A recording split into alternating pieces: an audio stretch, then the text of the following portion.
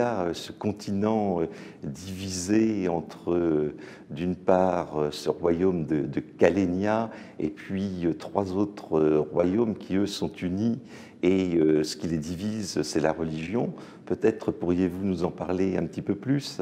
Je ne sais pas s'ils sont vraiment divisés par la religion plutôt que par des coutumes, en fait. Kalenia n'est pas vraiment un royaume, mais plutôt un assemblage de clans nomades qui vivent dans un univers de froid. Et ils n'ont pas vraiment de roi, ou ils n'obéissent pas vraiment à d'autre chose qu'à leurs coutumes. Mais c'est vrai que la déesse du froid qu'ils révèrent est un peu l'ennemi du dieu secret qui, effectivement, gouverne les trois autres dominions. Et en fait, l'origine de Mythélia, en quelque sorte, telle que je la décris, c'est qu'un pacte a été fait entre un homme et un dieu. Ce dieu a décidé de rester caché, c'est le dieu secret, faire reculer le froid et permettre, en quelque sorte, l'abondance par l'agriculture et donc nourrir tout le monde,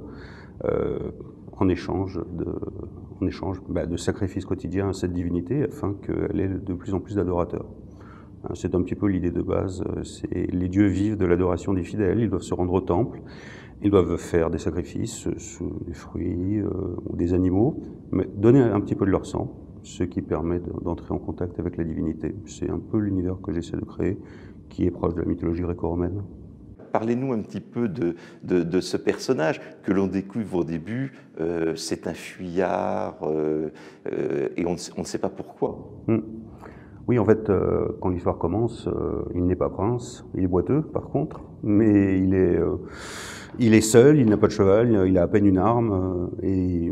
il va rentrer dans le dominion qui justement ne révère pas le dieu secret, et on ne sait pas pourquoi. En fait, il s'est passé quelque chose il y a longtemps,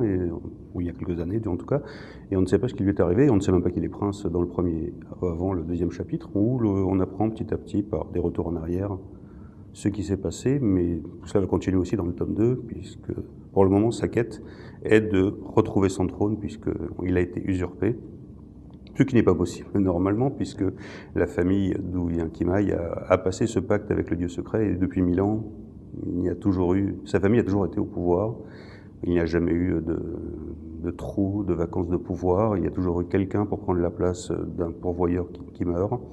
Et donc lui-même ne sait pas trop quoi faire, lui-même est plein d'interrogations, et lui-même est plein d'interrogations aussi vis-à-vis de cette divinité secrète